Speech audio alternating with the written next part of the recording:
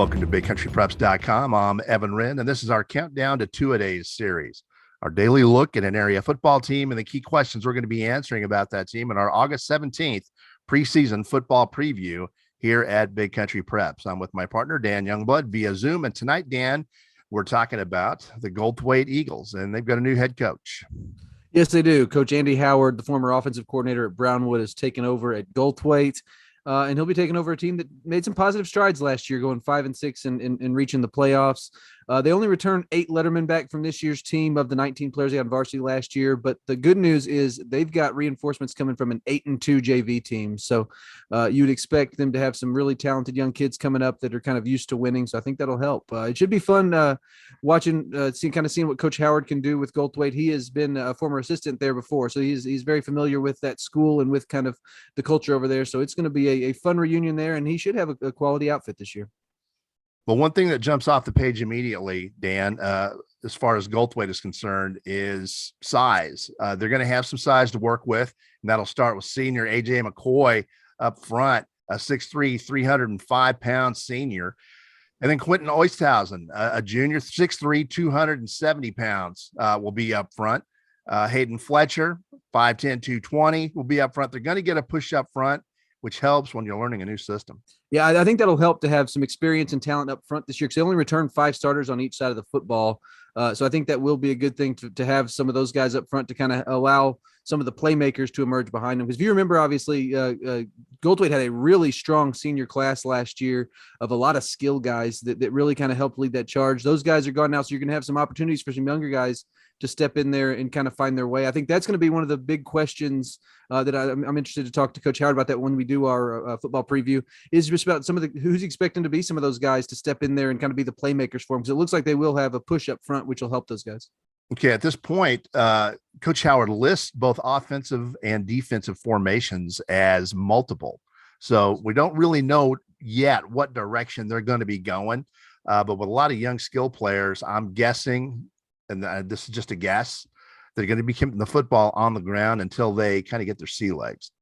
Yeah, and they do have a couple of guys there who did get some carries for him last year. Cutter and Carson Campbell were both guys that were two-way players for him that were able to run the ball a little bit. They really spread the ball out last year running the football. Luke Sanderson's another one, kind of a receiver DB type, who I'm sure will be a guy that will touch the ball quite a bit. But around those three, you are going to have a lot of young guys. I mean, it's going to be interesting to see kind of how that emerges. And then defensively, that's another one. I mean, like you said, he's listed multiple. It's going to be interesting to see kind of what changes are made on that side of the football as well. But I do think that last year's experience getting to the playoffs, I think that was a big thing for him. And then you've got that group of JV kids who are accustomed to success. I think that'll help as well. I think you're going to be starting this season maybe in a little bit better place than you have in several of the seasons in the past, just based on the fact that the kids that you're going to have on this roster have experienced some success. That'll be nice for them to have. The schedule is kind of unforgiving for a team that's learning a new system. It's not easy at all. If you look at their non-district portion, they're going to start the season off at home against a very good Crawford team. And then they're going to be hitting the road and facing a Santo team that we're really expecting a great deal of this year. That was a playoff team last year that returns just about everybody, every key player.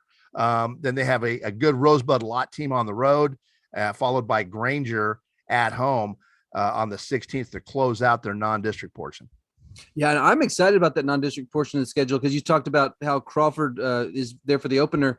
There are a lot of people who think that Crawford's going to be, one of the favorites along there with Coleman right there at the top of that region. Yes. That's going to be interesting to see because obviously Goldthwaite's in that district with Coleman, and they open their district schedule at Coleman on September 23rd. So you're going to get a little bit of a barometer there. And then after that Coleman game, they host De Leon, go to Bangs, have their open date on October 14th, and follow that with a home game against San Saba, a road game at Toller, and then they host Hamilton to complete the regular season. So like you said, this is a very unforgiving schedule, both in the non-district portion and the district portion. But I'm excited to see how this Goldthwaite team handles it. If you go by the assumption that they're going to be underdogs against Coleman and Toller, the rest of the schedule in district, I think, is manageable for Goldthwaite. These are winnable ball games for them, and I think that a number 3 seed is a reasonable goal. Number 2 is not out of the question, but they're going to have to win either at Coleman or at Toller to do that. Both of those big games are going to be on the road, but I think a number 3 seed is a strong possibility for this Goldthwaite team if they get the push up front that we expect. Yeah, and really they have a big 3-game stretch that I think will really kind of determine kind of part of that, kind of where they're going to end up. You, like you said, they open at Coleman. That's going to be a really tough game. Coleman's going to be tough for anybody in that region. But then they have that 3-game stretch against De Leon, Bangs, and San Saba around their open date. Where those are 3 games that if you win those, you're basically in the playoffs, and then that sets up what could be a big matchup in that finale at home against Hamilton, which could decide that number 3 seed. Hamilton, I think, is expecting to be a little bit better as well. So this should be yes. a fun district. All of these teams, I think, are expecting improvement to some degree, and it's just going to kind of be how it plays out. But I'm excited about this race, and I think that Goldthwaite's got a very good opportunity, like you said, if they can find those playmakers around that line and kind of really kind of settle into what Coach Howard's trying to do.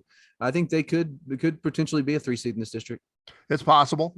There's 3 games I'm looking at that are big keys for them at Bangs, hosting San Saba, and then that season finale at home against Hamilton. Now, every one of these teams in this league expects to be better than it was last year. So it'll be a challenge. There's not going to be any cupcakes, but Goldthwaite should be right in there in the thick of it. Yeah, I agree. And this is like we talked about before with some of the other teams that we've looked at in this district. This district is going to be a really fun competition for those last couple of playoff spots. I think most people kind of see Coleman and Toller as the 1-2 there. I think Coleman's kind of the clear favorite, but Toller is expected to be very good this year, and they're looking like that runner-up. But after that, I mean, like I said, it's going to be a race probably between Hamilton and Goldthwaite there for that 3rd spot, and should be a big finale if Goldthwaite can take care of its business, but leading up to that game.